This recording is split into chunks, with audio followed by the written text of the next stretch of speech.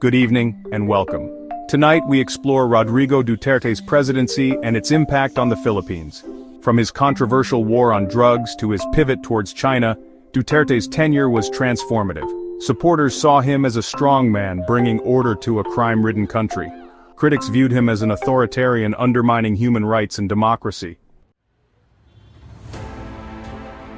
Before Duterte became a national figure, he was the longtime mayor of Davao City. For over 2 decades, Duterte ruled Davao with an iron fist, earning a reputation for his tough stance on crime. In 2016, Duterte ran for president on a platform of law and order, promising to eradicate crime and corruption. Duterte wasted no time in implementing his law and order agenda. His war on drugs became the defining feature of his presidency, leading to thousands of extrajudicial killings. International human rights groups condemned the violence, but Duterte remained defiant, arguing that desperate times called for desperate measures. The human toll of the drug war was staggering, with tens of thousands killed, many from impoverished neighborhoods. The war on drugs divided the Philippines, with some praising Duterte's hard line against crime, while others condemned the brutality.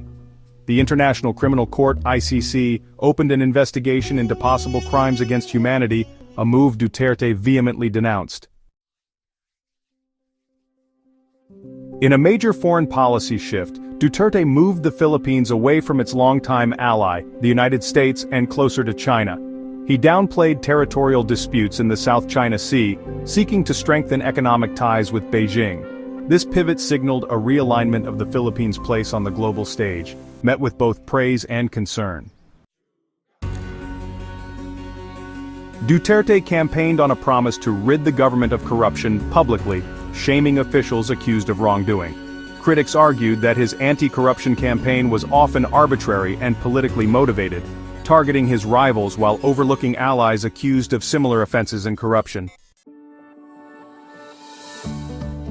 Duterte's significant economic policy was the Tax Reform for Acceleration and Inclusion Act, or TRAIN law. Praised for simplifying the tax code and providing relief, it also drew criticism for impacting the poor, who were hit hardest by rising costs of basic goods. In a landmark achievement, Duterte signed the Universal Access to Quality Tertiary Education Act, making college tuition free in state universities and colleges. This move was hailed as a major victory for students and their families, who had long struggled with the high cost of higher education. The policy aimed to make education more accessible to underprivileged Filipinos and equip them with skills needed to compete globally. Duterte's administration oversaw the implementation of the Philippine Identification System, or PhilSys, a national ID system designed to streamline government transactions. Despite initial challenges and privacy concerns, it was seen as crucial for modernizing government services and promoting financial inclusion. In 2017, the southern city of Marawi was besieged by ISIS-linked militants, leading to a 5-month-long battle. Duterte declared martial law in Mindanao in response to the crisis. While the government eventually regained control of Marawi, the conflict highlighted the persistent threat of terrorism in the southern Philippines. To address the Philippines' aging infrastructure, Duterte launched an ambitious development program dubbed Build, Build, Build. This multi-billion-dollar initiative aimed to modernize roads, bridges, airports, and railways. The program aimed to create jobs, attract foreign investment, and boost economic growth by improving connectivity. Rodrigo Duterte left office as a deeply polarizing figure.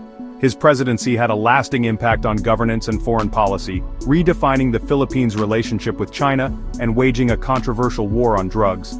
Love him or loathe him, Rodrigo Duterte left an indelible mark on the Philippines. His legacy will be debated for years to come, but one thing is certain: his presidency was a turning point in the country's history.